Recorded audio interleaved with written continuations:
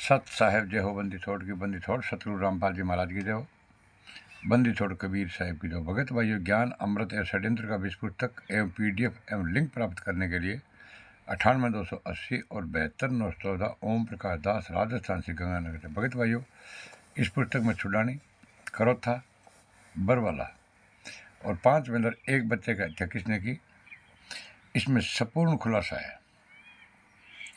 संपूर्ण जानकारी के लिए पढ़े ज्ञान अमृत एवं षड्यंत्र का विश्व पुस्तक। भगत भाइयों, ये सासाराम जिले से शशि भूषण दास जी पर परमात्मा की दया हुई है, जो कोर्ट की जजमेंट की फाइल पूरे विश्व में वायरल हो रखी है। भगत भाइयों के 5 में एक बच्चे की हत्या किसने की है, किसने कोर्ट में जुर्म स्वीकार किया है, किस चीज़ से 5 में एक बच्चे की हत्या की है, 11 डंडों से पीट पीट कर 5 में एक बच्चे की हत्या इन RTPS गुंडों ने, मुनीदुल धर्मा टेस्ट गुंडों ने, कबीर परमेश्वर बचत टेस्ट गुंडों ने बांस के डंडों से पीटे किए। भगत भाइयों, उसकी उन डंडों की वीडियोग्राफी हुई और आज थाने में माल खाने में जमा है। भगत भाइयों, तो संपूर्ण सच्चाई अगर आपको जाननी है तो ज्ञान अमृत एवं षड्यंत्र का विश्व पुस्तक आपको एक बार अवश्य पढ़ना पड़ेगा।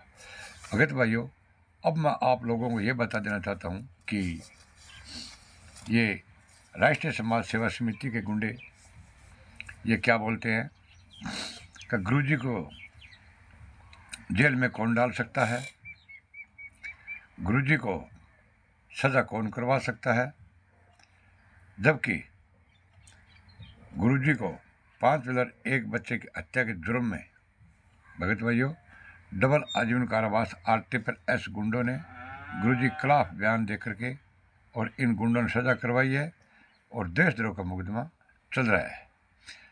अगर आप इस बात को नहीं मान रहे हैं भगत भाइयों, तो 429/14 और 430/14 आप जजमेंट फाइल कोर्ट से निकला कर पढ़ सकते हैं।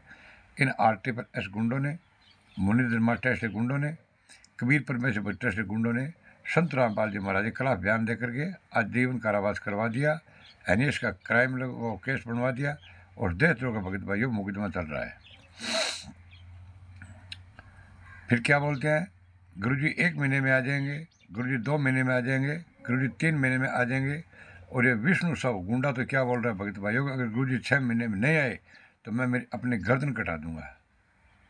और ये भगत भाइयों AP सिंह वकील क्या बोल रहा है, ये बोलता है कि संत रामपाल जी महाराज की अगर सज़ा हो गई तो मैं वकालतपना करना भी मैं छोड़ दूंगा। भगत भाइयों, नहीं तो इन गुंडों ने AP सिंह ने वकालतपना करना छोड़ा और नहीं AP सिंह भगत भाइयों संत रामपाल जी महाराज का वकील था।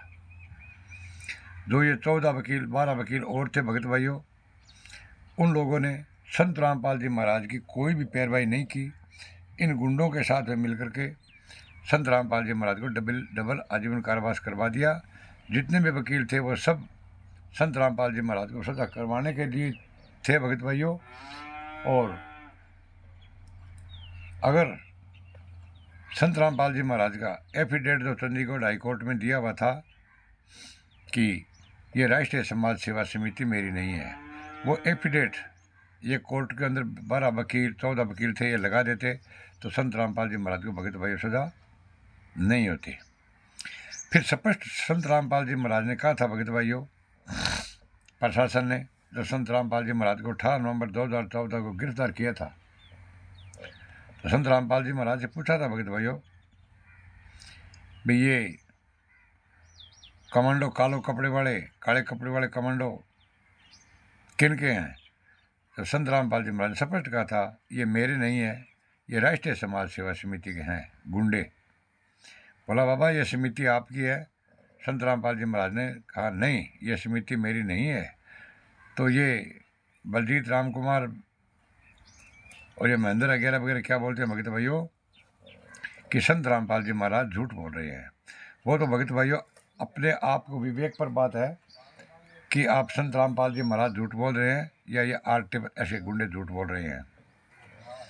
तो भगत भाइयों इन गुंडों से थोड़ा सावधान हो जाइए और आप ज्ञान अमृत षड्यंत्र का विश्व पुस्तक जरूर पढ़िए। संत रामपाल जी महाराज ने कहा था कि मुझे तो इन गुंडों ने बंधक बना दिया था और मैं छुपा रहा इसलिए बच गया, जान से मार देते। तो भगत भाइयों, संत रामपाल जी महाराज को कौन जान से मार देना चाहता था? संत रामपाल जी महाराज छुपे किसके भय, किन का डर था, किन का भय था? संत रामपाल जी ने कहा काल के 2 दूत पैदा हो गए, संगत में एक महिला से नाम देखे दिलवाने लग गए। वो महिला कौन थी? और भगत भाइयों, वो मठाधीश कौन था जो काल के 2 दूत? फिर संत रामपाल जी महाराज को इन गुंडों ने, रुको बेटा 1 मिनट में, भगत भाइयों,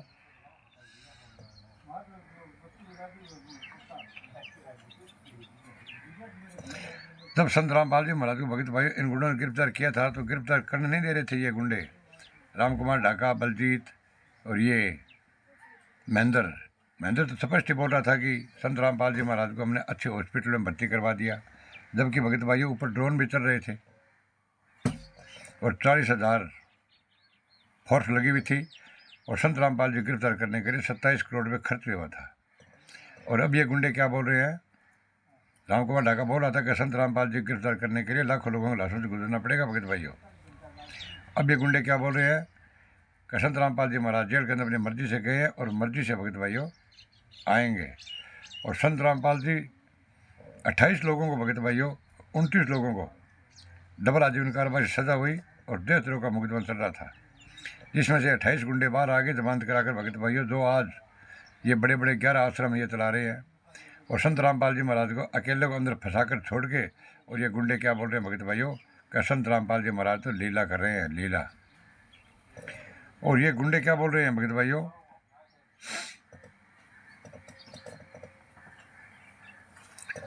तो भगत भाइयों,